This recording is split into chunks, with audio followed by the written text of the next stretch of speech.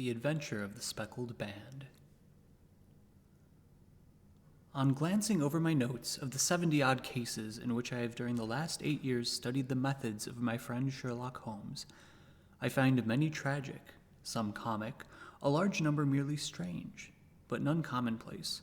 For working as he did rather for the love of his art than for the acquirement of wealth, he refused to associate himself with any investigation which did not tend towards the unusual, and even the fantastic. Of all these varied cases, however, I cannot recall any which presented more singular features than that which was associated with the well-known Surrey family of the Roylotts of Stoke Moran. The events in question occurred in the early days of my association with Holmes, when we were sharing rooms as bachelors in Baker Street. It is possible that I might have placed them upon record before, but a promise of secrecy was made at that time, from which I have only been freed during the last month by the untimely death of the lady to whom the pledge was given. It is perhaps as well that the facts should now come to light, for I have reasons to know that there are widespread rumors as to the death of Dr. Grimsby Roylott, which tend to make the matter even more terrible than the truth. It was early in April in the year 83 that I woke one morning to find Sherlock Holmes standing, fully dressed, by the side of my bed. He was a late riser as a rule, and as the clock on the mantelpiece showed me that it was only 7:15, I blinked up at him in some surprise, and perhaps just a little resentment, for I was myself regular in my habits. "Very sorry to knock you up, Watson," said he, "but it's the common lot this morning. Mrs. Hudson has been knocked up, she retorted upon me, and I on you." "What is it then, a fire?" "No, a client. It seems that a young lady has arrived in a considerable state of excitement who insists upon seeing me. She is waiting now in the sitting room. Now, when young ladies wander about the metropolis at this hour of the morning and knock sleepy people up out of their beds, I presume that it is something very pressing which they have to communicate. Should it prove to be an interesting case, you would, I am sure, wish to follow it from the outset. I thought at any rate that I should call you and give you the chance. My dear fellow, I would not miss it for anything." I had no keener pleasure than in following Holmes in his professional investigations, and in admiring the rapid deductions, as swift as intuitions, and yet always founded on a logical basis, with which he unraveled the problems which were submitted to him. I rapidly threw on my clothes and was ready in a few minutes to accompany my friend down to the sitting room. A lady dressed in black and heavily veiled, who had been sitting in the window, rose as we entered. "Good morning, madam," said Holmes cheerily. "My name is Sherlock Holmes. This is my intimate friend and associate, Dr. Watson, before whom you can speak as freely as before myself. I am glad to see that Mrs. Hudson has had the good sense to light the fire. Pray draw up to it, and I shall order you a cup of hot coffee, for I observe that you are shivering." "It is not the cold which makes me shiver," said the woman in a low voice, changing her seat as requested. "What then?" "It is fear, Mr. Holmes. It is terror." She raised her veil as she spoke, and we could see that she was indeed in a pitiable state of agitation, her face all drawn and gray, with restless, frightened eyes, like those of some hunted animal. Her features and figure were those of a woman of 30, but her hair was shot with premature gray, and her expression was weary and haggard. Sherlock Holmes ran her over with one of his quick, all-comprehensive glances. "You must not fear," he said soothingly, bending forward and patting her forearm. "We shall soon set matters right, I have no doubt. You have come in by train this morning, I see." "You know me, then?" "No, but I observed the second half of a return ticket in the palm of your left glove. You must have started early, and yet you had a good drive in a dog-cart along heavy roads before you reached the destination." The lady gave a violent start and stared in bewilderment at my companion. "There is no mystery, my dear madam," said he, smiling. "The left arm of your jacket is spattered with mud in no less than 7 places. The marks are perfectly fresh. There is no vehicle save a dog-cart which throws up mud in that way, and then only when you sit on the left-hand side of the driver." "Whatever your reasons may be, you are perfectly correct," said she. "I started from home before 6, reached Leatherhead at 20 past, and came in by the first train to Waterloo." "Sir, I can stand this strain no longer. I shall go mad if it continues. I have no one to turn to, none save only one who cares for me, and he, poor fellow, can be of little aid. I have heard of you, Mr. Holmes. I have heard of you from Mrs. Farintosh, whom you helped in the hour of her sore need. It was from her that I had your address. Oh, sir, do you not think that you could help me too, and at least throw a little light through the dense darkness which surrounds me? At present, it is out of my power to reward you for your services, but in a month or 6 weeks I shall be married, with the control of my own income, and then at least you shall not find me ungrateful. Holmes turned to his desk, and unlocking it, drew out a small case-book, which he consulted. Farintosh, said he. Ah, yes, I recall the case. It was concerned with an opal tiara. I think it was before your time, Watson. I can only say, madam, that I shall be happy to devote the same care to your case as I did to that of your friend. As to reward, my profession is its own reward, but you are at liberty to defray whatever expenses I may be put to at the time which suits you best. And now I beg that you will lay before us everything that may help us in forming an opinion upon the matter. Alas, replied our visitor, the very horror of my situation lies in the fact that my fears are so vague, and my suspicions depend so entirely upon small points, which might seem trivial to another, that even he to whom of all others I have a right to look for help and advice looks upon all that I tell him about it as the fancies of a nervous woman. He does not say so, but I can read it from the soothing answers and averted eyes.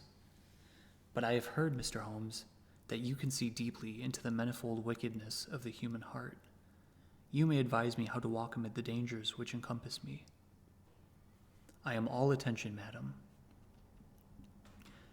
My name is Helen Stoner, and I am living with my stepfather, who is the last survivor of one of the oldest Saxon families in England, the Roylotts of Stoke Moran, on the western border of Surrey.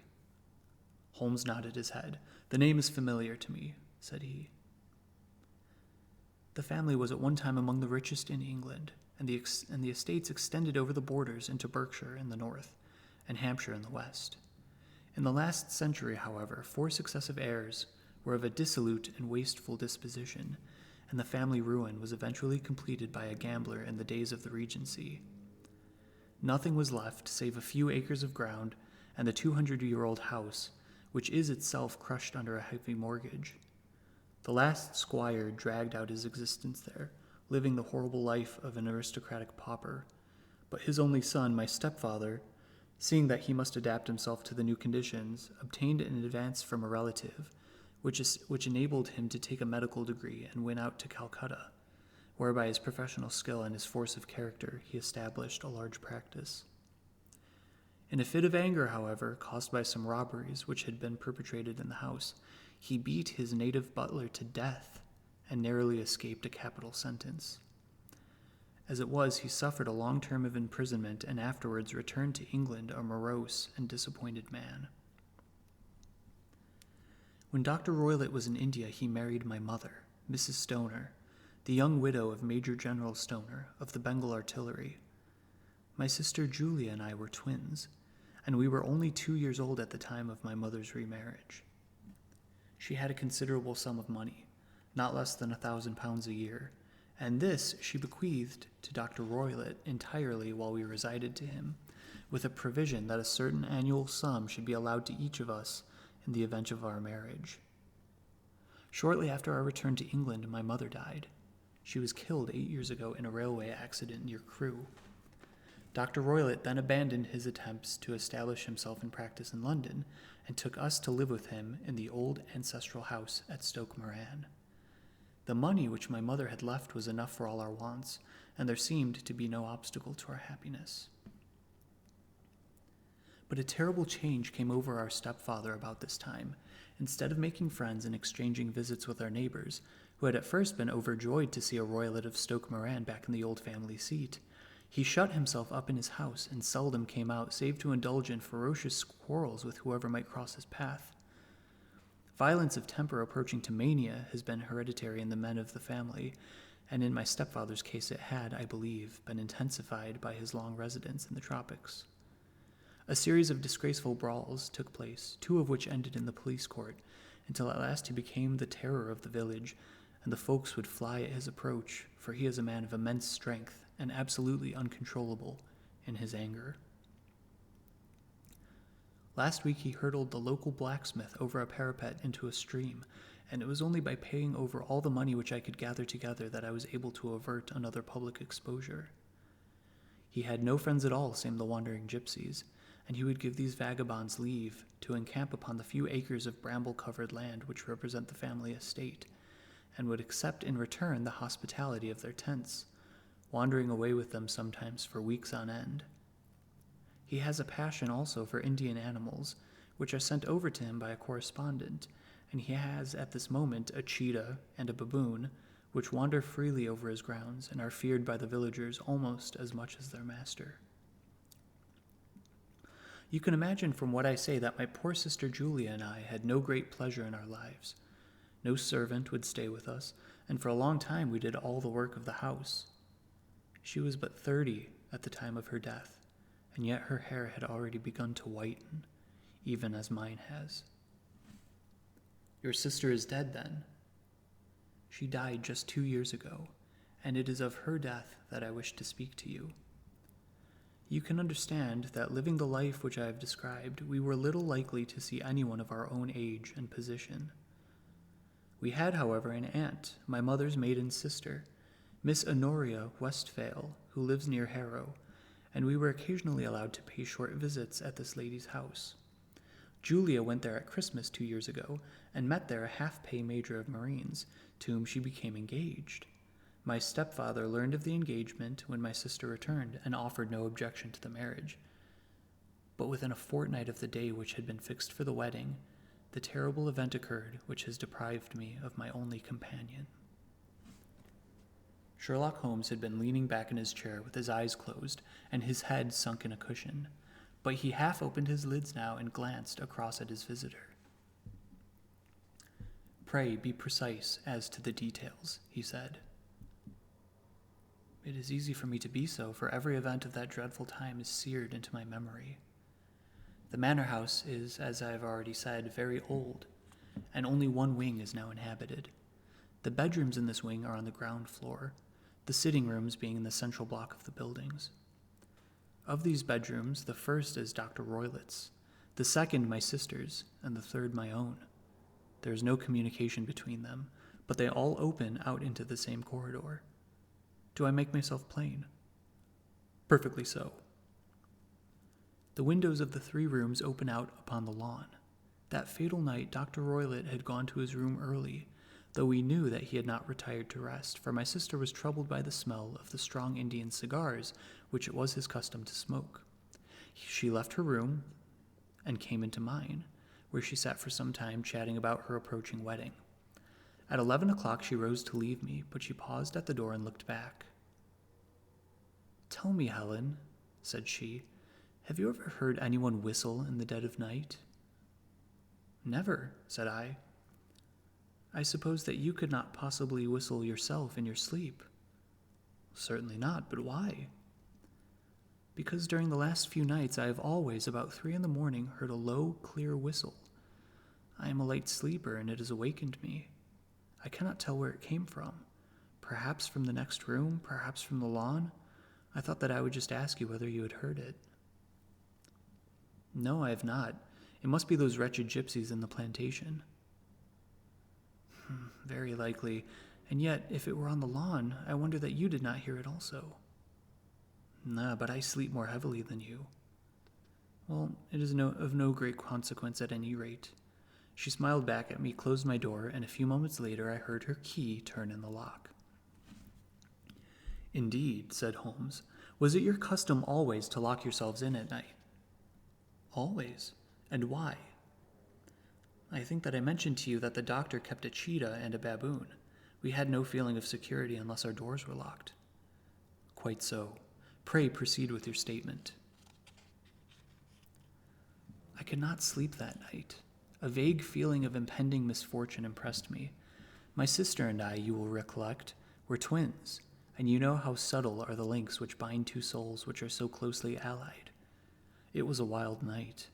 The wind was howling outside, and the rain was beating and splashing against the windows. Suddenly, amid all the hubbub at the gale, there burst forth the wild scream of a terrified woman. I knew that it was my sister's voice. I sprang from my bed, wrapped a shawl around me, and rushed into the corridor. As I opened my door, I seemed to hear a low whistle, such as my sister described, and a few moments later a clanging sound, as if a mass of metal had fallen. As I ran down the passage, my sister's door was unlocked and revolved slowly upon its hinges. I stared at it horror-stricken, not knowing what was about to issue from it. By the light of the corridor lamp, I saw my sister appear at the opening, her face blanched with terror, her hands groping for help, her whole figure swaying to and fro like that of a drunkard. I ran to her and threw my arms around her, but at that moment her knees seemed to give way, and she fell to the ground. She writhed as one who is in terrible pain, and her limbs were dreadfully convulsed. At first I thought that she had not recognized me, but as I bent over her, she suddenly shrieked out in a voice which I shall never forget. "Oh my God, Helen, it was the band, the Speckled Band." There was something else which she would fain have said, and she stabbed with her finger into the air in the direction of the doctor's room, but a fresh convulsion seized her and choked her words. I rushed out, calling loudly for my stepfather, and I met him hastening from his room in his dressing gown. When he reached my sister's side, she was unconscious, and though he poured brandy down her throat and sent for medical aid from the village, all efforts were in vain, for she slowly sank and died without having recovered her consciousness. Such was the dreadful end of my beloved sister.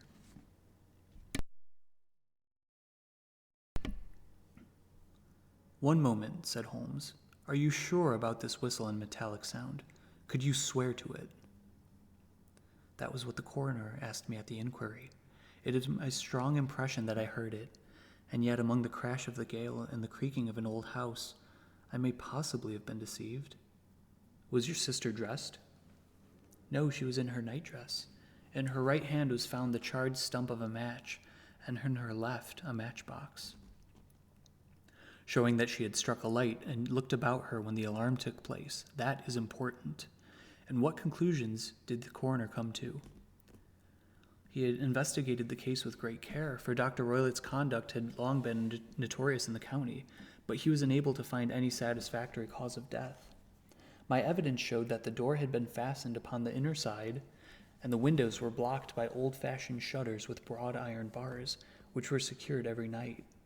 The walls were carefully sounded and were shown to be quite solid all around, and the flooring was also thoroughly examined, with the same result. The chimney is wide, but is barred up by 4 large staples. It is certain, therefore, that my sister was quite alone when she met her end. Besides, there was no marks of violence upon her. How about poison? The doctors examined her for it, but without success. What do you think that this unfortunate lady died of, then? It is my belief that she died of pure fear and nervous shock, though what it was that frightened her I cannot imagine. Were there gypsies in the plantation at the time? Yes, there are nearly always some there. Ah, and what did you gather from this allusion to a band, a speckled band? Sometimes I have thought that it was merely the wild talk of delirium. Sometimes that it may have referred to some band of people, perhaps to these very gypsies in the plantation. I do not know whether she spotted handkerchiefs which so many of them wear over their heads might have suggested the strange adjective which she used. Holmes shook his head like a man who is far from being satisfied. "These are very deep waters," said he. "Pray go on with your narrative." 2 years have passed since then, and my life has been until lately lonelier than ever. A month ago, however, a dear friend whom I have known for many years has done me the honor to ask my hand in marriage. His name is Armitage, Percy Armitage, the second son of Mr. Armitage of Crane Water, near Reading. My stepfather has offered no opposition to the match, and we are to be married in the course of the spring. 2 days ago, some repairs were started in the west wing of the building, and my bedroom wall has been pierced, so that I have had to move into the chamber in which my sister died, and to sleep in the very bed in which she slept. Imagine then my thrill of terror when last night, as I lay awake thinking over her terrible fate, I suddenly heard in the silence of the night the low whistle which had been the herald of her own death. I sprang up and lit the lamp, but nothing was to be seen in the room. I was too shaken to go to bed again, however, so I dressed, and as soon as it was daylight, I slipped down, got a dog cart at the Crown Inn, which is opposite, and drove to Leatherhead, from whence I have come on this morning with the one object of seeing you and asking your advice. You have done wisely, said my friend, but have you told me all? Yes, all. Miss Roylott, you have not. You are screening your stepfather. Why? What do you mean? For answer, Holmes pushed back the frill of black lace which fringed the hand that lay upon our visitor's knee. 5 little livid spots, the marks of 4 fingers and a thumb, were printed upon the white wrist. You have been cruelly used, said Holmes. The lady colored deeply and covered over her injured wrist. He is a hard man, she said, and perhaps he hardly knows his own strength. There was a long silence, during which Holmes leaned his chin upon his hands and stared into the crackling fire. This is a very deep business, he said at last. There are 1,000 details which I should desire to know before I decide upon our course of action, yet we have not a moment to lose. If we were to come to Stoke Moran today, would it be possible for us to see over these rooms without the knowledge of your stepfather? As it happens, he spoke of coming into town today upon some of the most important business. It is probable that he will be away all day, and that there would be nothing to disturb you. We have a housekeeper now, but she is old and foolish, and I could easily get her out of the way. Excellent. You are not averse to this trip, Watson? By no means. Then we shall both come. What are you going to do yourself? I have 1 or 2 things which I should wish to do now that I am in town, but I shall return by the 12 o'clock train, so as to be there in time for your coming. And you may expect us in early in afternoon. I have myself some small business matters to attend to. Will you not wait and breakfast? No, I must go. My heart is lightened already since I have confided my trouble to you. I shall look forward to seeing you again this afternoon. She dropped her thick black veil over her face and glided from the room. And what do you think of it all, Watson? Asked Sherlock Holmes, leaning back in his chair. It seems to me a most dark and sinister business. Dark and sinister enough. Yet if the lady is correct in saying that the flooring and walls are sound, and that the door, window, and chimney are impassable, then her sister must have been undoubtedly alone when she met her mysterious end. What becomes, then, of these nocturnal whistles, and what of the very peculiar words of the dying woman? I cannot think. When you combine the ideas of whistles at night, the presence of a band of gypsies who are on intimate terms with this old doctor, the fact that we have every reason to believe that the doctor has an interest in preventing his stepdaughter's marriage, the dying allusion to a band, and finally, the fact that Miss Helen Stoner heard a metallic clang, which might have been caused by one of those metal bars that secured the shutters falling back into its place, I think that there is a good enough ground to think that the mystery may be cleared along those lines. But what, then, did the gypsies do? I cannot imagine. I see many objections to any such theory, and so do I. It is precisely for that reason that we are going to Stoke Moran this day. I want to see whether the objections are fatal, or if they may be explained away. But what in the name of the devil? The ejaculation had been drawn from my companion by the fact that our door had been suddenly dashed open, and that a huge man had framed himself in the aperture. His costume was a peculiar mixture of the professional and of the agricultural, having a black top hat, a long frock coat, and a pair of high gaiters, with a hunting crop swinging in his hand. So tall was he that his hat actually brushed the crossbar of the doorway, and his breadth seemed to span it across from side to side. A large face, seared with 1,000 wrinkles, burned yellow with the sun, and marked with every evil passion, was turned from one to the other of us, while his deep-set, bile-shot eyes and his high, thin, fleshless nose gave him somewhat the resemblance to a fierce old bird of prey. "Which of you is Holmes?" asked this apparition. "My name, sir, but you have the advantage of me," said my companion quietly. "I am Dr. Grimsby Roylott of Stoke Moran." "Indeed, doctor," said Holmes blandly. "Pray take a seat." "I will do nothing of the kind. My stepdaughter has been here. I have traced her. What has she been saying to you?" "It is a little cold for the time of the year," said Holmes. "What has she been saying to you?" screamed the old man furiously. "But I have heard that the crocuses promise well," continued my companion imperturbably. "Ha! You put me off, do you?" said our new visitor, taking a step forward and shaking his hunting crop.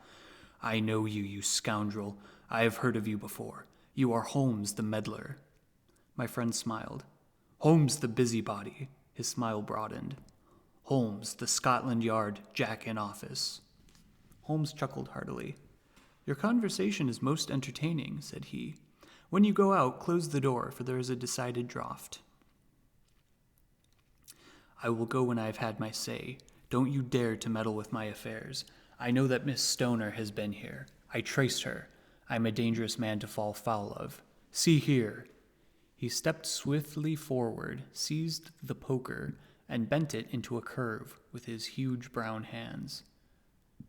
"See that you keep yourself out of my grip," he snarled, and hurling the twisted poker into the fireplace, he strode out of the room.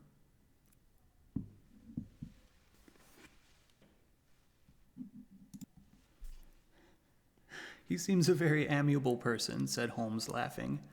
"I am not quite so bulky, but if he had remained, I might have shown him that my grip was not much more feeble than his own."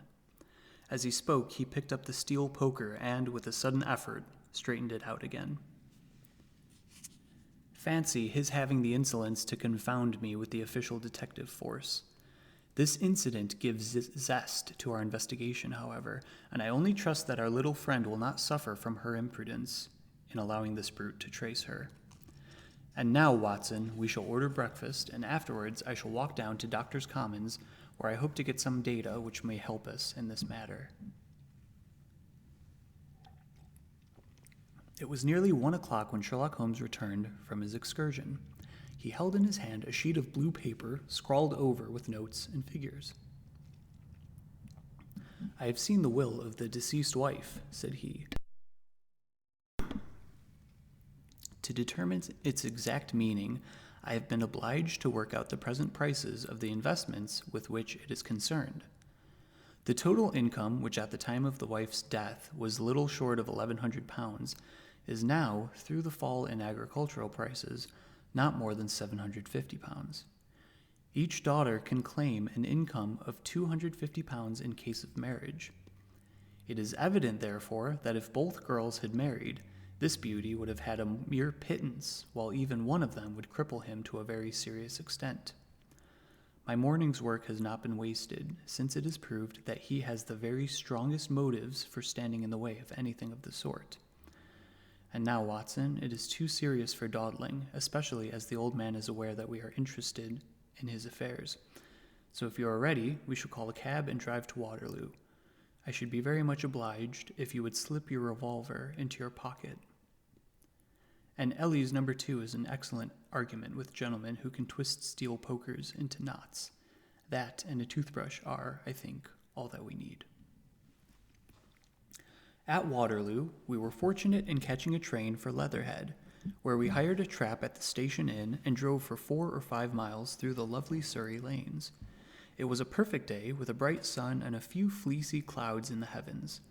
The trees and wayside hedges were just throwing out their first green shoots, and the air was full of the pleasant smell of the moist earth.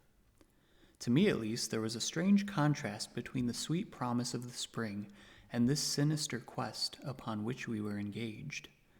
My companion sat in the front of the trap, his arms folded, his hat pulled down over his eyes, and his chin sunk upon his breast, buried in the deepest thought. Suddenly, however, he started, tapped me on the shoulder, and pointed over the meadows. "Look there," said he. A heavily timbered park stretched up in a gentle slope, thickening into a grove at the highest point.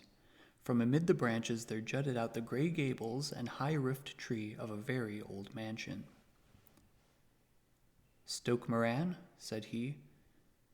"Yes, sir, that be the house of Dr. Grimsby Roylott," remarked the driver. "There is some building going on there," said Holmes. "That is where we are going." "There's the village," said the driver, pointing to a cluster of roofs some distance to the left. "But if you want to get to the house, You'll find it shorter to get over this stile, and so go by the footpath over the fields. There it is where the lady is walking." "And the lady, I fancy, is Miss Stoner," observed Holmes, shading his eyes. "Yes, I think we had better do as you suggest." We got off, paid our fare, and the trap rattled back on its way to Leatherhead. "I thought it as well," said Holmes as we climbed the stile, "that this fellow should think we had come here as architects or on some definite business. It may stop his gossip. Good afternoon, Miss Stoner. You see that we have been as good as our word." Our client of the morning had hurried forward to meet us with a face which spoke her joy. "I have been waiting so eagerly for you," she cried, shaking hands with us warmly. "All has turned out splendidly. Dr. Roylott has gone to town, and it is unlikely that he will be back before evening." "We have had the pleasure of making the doctor's acquaintance," said Holmes, and in a few words he sketched out what had occurred. Miss Stoner turned white to the lips as she listened. "Good heavens," she cried, "he has followed me, then." "So it appears. He is so cunning that I never know when I am safe from him. What will he say when he returns?" "He must guard himself, for he may find that there is someone more cunning than him upon his track. You must lock yourself up from him tonight. If he is violent, we shall take you away to your aunt's at Harrow. Now, we must make the best use of our time, so kindly take us at once to the rooms which we are to examine." The building was of gray, lichen-blotched stone, with a high central portion and two curving wings, like the claws of a crab, thrown out on each side. In one of these wings, the windows were broken and blocked with wooden boards, while the roof was partly caved in, a picture of ruin. The central portion was in little better repair, but the right-hand block was comparatively modern, and the blinds in the windows, with the blue smoke curling up from the chimneys, showed that this was where the family resided. Some scaffolding had been erected against the end wall, and the stonework had been broken into, but there were no signs of any workmen at the moment of our visit. Holmes walked slowly up and down the ill-trimmed lawn and examined with deep attention the outsides of the windows. "This, I take it, belongs to the room in which you used to sleep, the center one to your sister's, and the one next to the main building to Dr. Roylott's chamber." "Exactly so, but I am now sleeping in the middle one." "Pending the alterations, as I understand. By the way, there does not seem to be any very pressing need for repairs at the end wall." "There were none. I believe that it was an excuse to move me from my room." "Ah, that is suggestive. Now, on the other side of this narrow wing runs the corridor from which these three rooms open. There are windows in it, of course." "Yes, but very small ones, too narrow for anyone to pass through." "As you both locked your doors at night, your rooms were unapproachable from that side. Now, would you have the kindness to go into your room and bar the shutters?"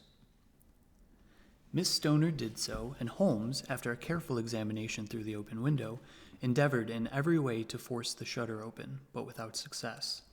There was no slit through which a knife could be passed to raise the bar. Then with his lens he tested the hinges, but they were of solid iron, built firmly into the massive masonry. Said he, scratching his chin in some perplexity. "My theory certainly presents some difficulties. No one could pass these shutters if they were bolted. Well, we shall see if the inside throws any light upon the matter." A small side door led into the whitewashed corridor from which the three bedrooms opened. Holmes refused to examine the third chamber, so we passed at once to the second, that in which Miss Stoner was now sleeping, and in which her sister had met with her fate. It was a homely little room with a low ceiling and a gaping fireplace after the fashion of old country houses. A brown chest of drawers stood in one corner, a narrow white counterpaned bed in another, and a dressing table on the left-hand side of the window. These articles, with two small wickerwork chairs, made up all the furniture in the room, save for a square of Wilton carpet in the center. The boards round and the paneling of the walls were of brown, worm-eaten oak, so old and discolored that it may have dated from the original building of the house.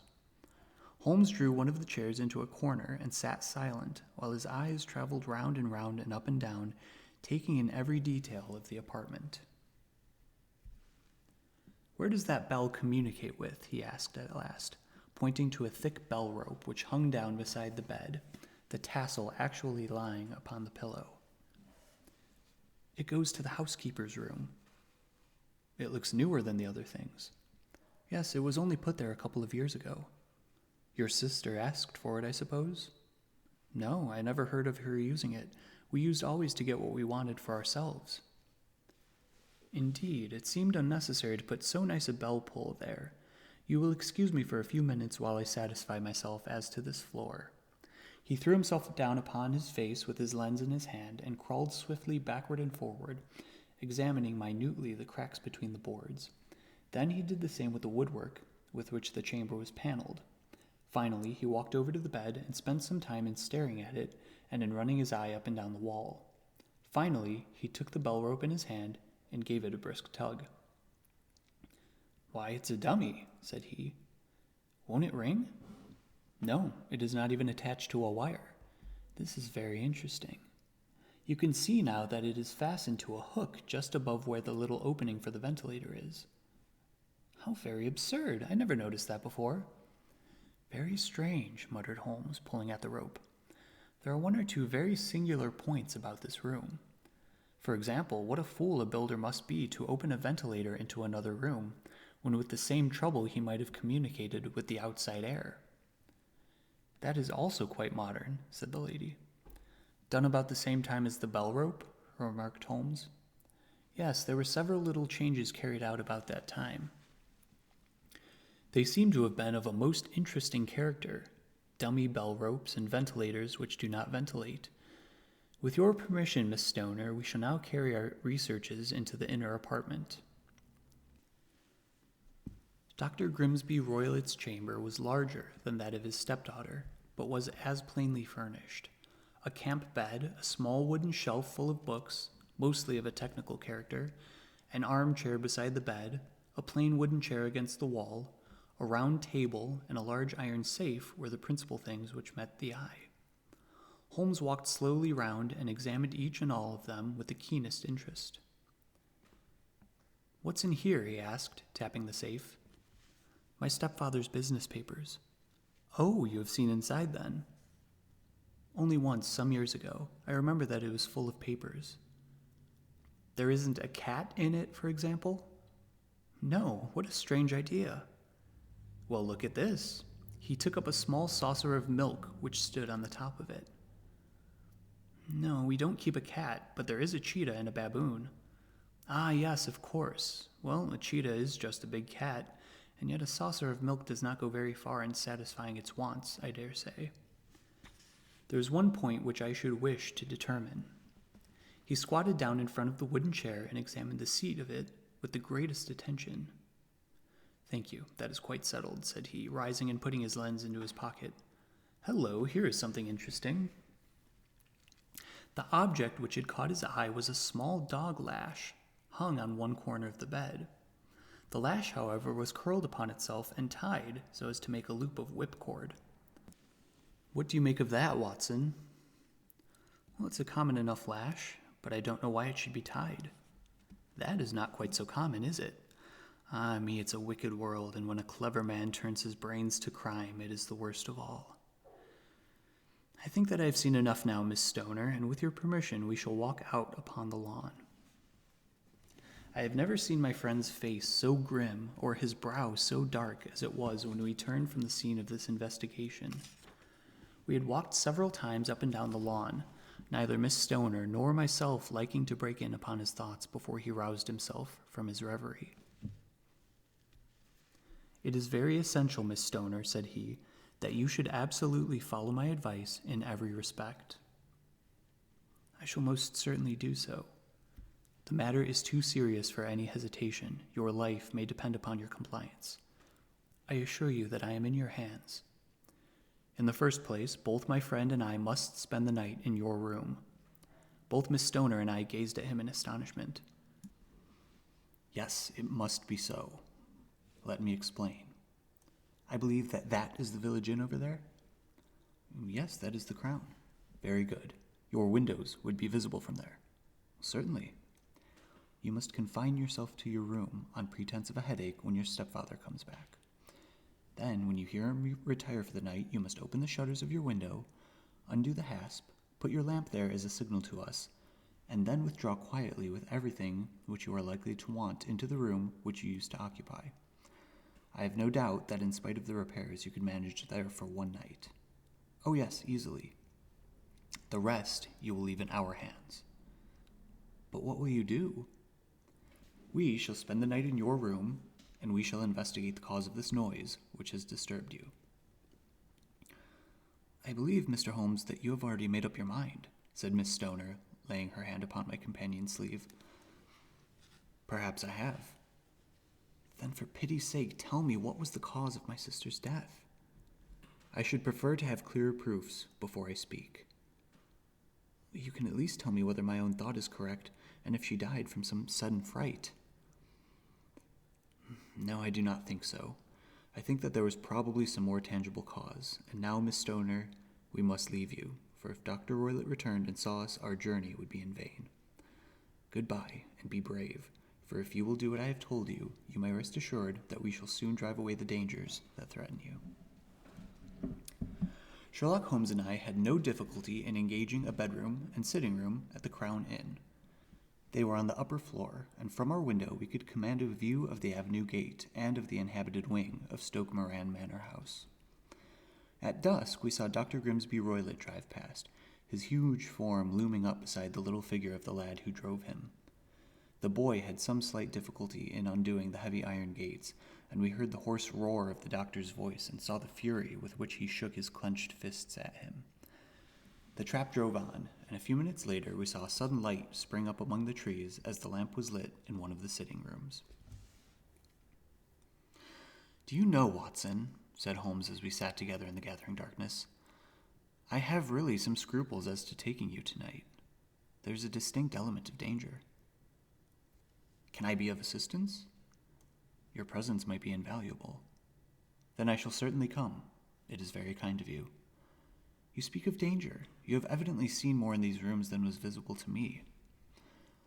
No, but I fancy that I may have deduced a little more. I imagine that you saw all that I did. I saw nothing remarkable save the bell rope, and what purpose that could answer I confess is more than I can imagine. You saw the ventilator too? Yes, but I do not think that it is such a very unusual thing to have a small opening between two rooms. It was so small that a rat could hardly pass through. I knew that we should find a ventilator before ever we came to Stoke Moran. My dear Holmes, oh yes, I did. You remember in her statement, she said that her sister could smell Dr. Roylott's cigar. Now, of course, that suggested at once that there must be a communication between the two rooms. It could only be a small one, or it would have been remarked upon at the coroner's inquiry. I deduced a ventilator. But what harm can there be in that? Well, there is at least a curious coincidence of dates. A ventilator is made, a cord is hung, and a lady who sleeps in the bed dies. Does not that strike you? I cannot as yet see any connection. Did you observe anything very peculiar about that bed? It was clamped to the floor. Did you ever see a bed fastened like that before? I cannot say that I have. The lady could not move her bed.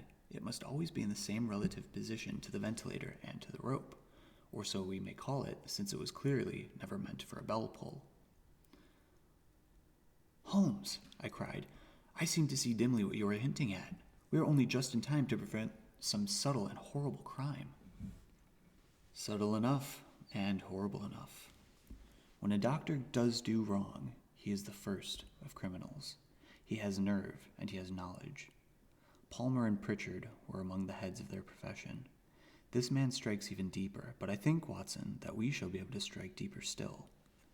But we shall have horrors enough before the night is over. For goodness' sake, let us have a quiet pipe and turn our minds for a few hours to something more cheerful. About 9 o'clock, the light among the trees was extinguished, and all was dark in the direction of the manor house. 2 hours passed slowly away, and then suddenly, just at the stroke of 11, a single bright light shone out right in front of us. That is our signal, said Holmes, springing to his feet. It comes from the middle window. As we passed out, he exchanged a few words with the landlord, explaining that we were going on a late visit to an acquaintance, and that it was possible that we might spend the night there.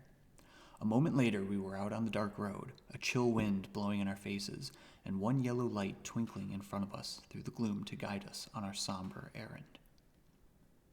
There was little difficulty in entering the grounds, for unrepaired breaches gaped in the old park wall. Making our way among the trees, we reached the lawn, crossed it, and were about to enter through the window when out of the clump of laurel bushes there darted what seemed to be a hideous and distorted child, who threw itself upon the grass with writhing limbs and then ran swiftly across the lawn into the darkness. "My God," I whispered, "did you see it?" Holmes was for the moment as startled as I. His hand closed like a vice upon my wrist in his agitation. Then he broke into a low laugh and put his lips to my ear. "It is a nice household," he murmured. "That is the baboon." I had forgotten the strange pets which the doctor affected. There was a cheetah, too. Perhaps we might find it upon our shoulders at any moment. I confess that I felt easier in my mind when, after following Holmes' example and slipping off my shoes, I found myself inside the bedroom. My companion noiselessly closed the shutters, moved the lamp onto the table, and cast his eyes around the room. All was as we had seen in the daytime. Then creeping up to me and making a trumpet of his hand, he whispered into my ear again so gently that it was all that I could do to distinguish the words. "The least sound would be fatal to our plans." I nodded to show that I had heard. "We must sit without light. He would see it through the ventilator." I nodded again. "Do not go to sleep. Your very life may depend upon it. Have your pistol ready in case we should need it.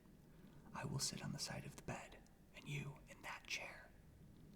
I took out my revolver and laid it on the corner of the table. Holmes had brought up a long, thin cane, and this he placed upon the bed beside him. By it he laid the box of matches and the stump of a candle. Then he turned down the lamp, and we were left in darkness. How shall I ever forget that dreadful vigil?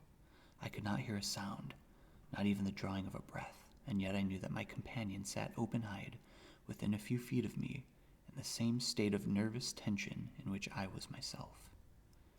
The shutters cut off the least ray of light, and we waited in absolute darkness. From outside came the occasional cry of a night bird, and once at our very window a long-drawn cat-like whine, which told us that the cheetah was indeed at liberty. Far away we could hear the deep tones of the parish clock, which boomed out every quarter of an hour. How long they seemed, those quarters. 12 struck, and 1, and 2, and 3, and still we sat waiting silently for whatever might befall.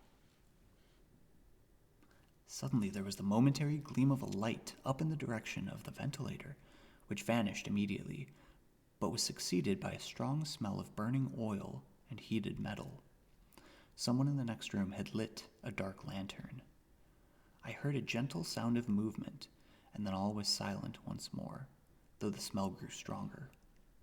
For half an hour I sat with straining ears.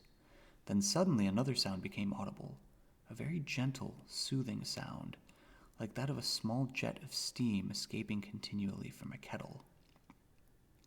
The instant that we heard it, Holmes sprang from the bed, struck a match, and lashed furiously with his cane at the bell pull. "You see it, Watson!" he yelled. "You see it!" But I saw nothing.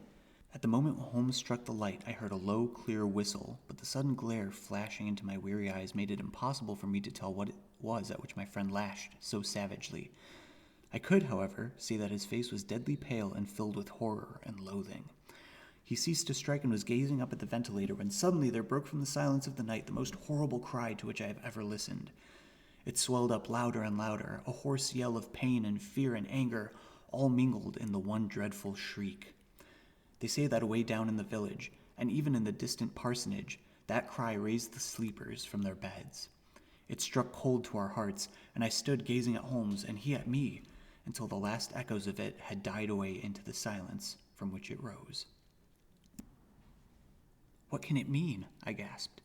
"It means that it is all over," Holmes answered, "and perhaps, after all, it is for the best. Take your pistol, and we will enter Dr. Roylett's room." With a grave face, he lit the lamp and led the way down the corridor. Twice he struck at the chamber door without any reply from within. Then he turned the handle and entered, I at his heels, with the cocked pistol in my hand. It was a singular sight which met our eyes.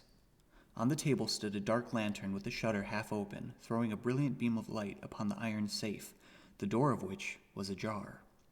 Beside this table, on the wooden chair, sat Dr. Grimsby Roylott, clad in a long gray dressing gown, his bare ankles protruding beneath, and his feet thrust into red heelless Turkish slippers.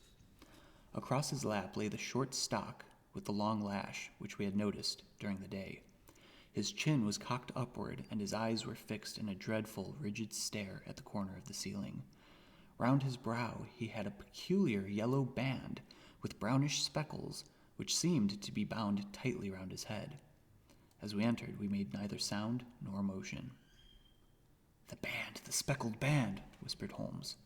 I took a step forward. In an instant his strange headgear began to move, and there reared itself from among his hair and the squat diamond-shaped head and puffed neck of a loathsome serpent. "It is a swamp adder," cried Holmes, "the deadliest snake in India. He has died within 10 seconds of being bitten. Violence does, in truth, recoil upon the violent, and the schemer falls into the pit which he digs for another. Let us thrust this creature back into his den, and we can then remove Miss Stoner to some place of shelter and let the county police know what has happened." As he spoke, he drew the dog whip swiftly from the dead man's lap, and throwing the noose round the reptile's neck, he drew it from its horrid perch and, carrying it at arm's length, threw it into the iron safe, which he closed upon it. Such are the true facts of the death of Dr. Grimsby Roylott of Stoke Moran. It is not necessary that I should prolong a narrative which has already run too great a length by telling how we broke the sad news to the terrified girl, how we conveyed her by the morning train to the care of her good aunt at Harrow, of how the slow process of official inquiry came to the conclusion that the doctor met his fate while indiscreetly playing with a dangerous pet. The little which I had yet to learn of the case was told me by Sherlock Holmes as we traveled back next day. "I had," said he, "come to an entirely erroneous conclusion, which shows, my dear Watson, how dangerous it always is to reason from insufficient data. The presence of the gypsies and the use of the word band, which was used by the poor girl, no doubt to explain the appearance which she had caught a hurried glimpse of by the light of her match, were sufficient to put me upon an entirely wrong scent. I can only claim the merit that I instantly reconsidered my position when, however, it became clear to me that whatever danger threatened the occupant of the room could not come either from the window or the door. My attention was speedily drawn, as I have already remarked to you, to this ventilator and to the bell rope which hung down to the bed. The discovery that this was a dummy and that the bed was clamped to the floor instantly gave rise to the suspicion that the rope was there as a bridge for something passing through the hole and coming to the bed. The idea of a snake instantly occurred to me, and when I coupled it with my knowledge that the doctor was furnished with a supply of creatures from India, I felt that I was probably on the right track. The idea of using a form of poison which could not possibly be discovered by any chemical test was just such a one as would occur to a clever and ruthless man who had had an Eastern training. The rapidity with which such a poison would take effect would also, from his point of view, be an advantage. It would be a sharp-eyed coroner indeed who could distinguish the two little dark punctures which would show where the poison fangs had done their work. Then I thought of the whistle. Of course, he must recall the snake before the morning light revealed it to the victim. He had trained it, probably by the use of the milk which we saw, to return to him when summoned. He would put it through this ventilator at the hour that he thought best, with the certainty that it would crawl down the rope and land on the bed. It might or might not bite the occupant. Perhaps she might escape every night for a week, but sooner or later she must fall a victim. I had come to these conclusions before ever I had entered his room. An inspection of his chair showed me that he had been in the habit of standing on it, which of course would be necessary in order that he should reach the ventilator. The sight of the safe, the saucer of milk, and the loop of whipcord were enough to finally dispel any doubts which may have remained. The metallic clang heard by Miss Stoner was obviously caused by her stepfather hastily closing the door of his safe upon its terrible occupant. Having once made up my mind, you know the steps which I took in order to put the matter to the proof. I heard the creature hiss, as I have no doubt that you did also, and I instantly lit the light and attacked it, with the result of driving it through the ventilator, and also with the result of causing it to turn upon its master at the other side. Some of the blows of my cane came home and roused its snakish temper, so that it flew upon the first person it saw. In this way, I am no doubt indirectly responsible for Dr. Grimsby Roylett's death, and I cannot say that it is likely to weigh very heavily upon my conscience.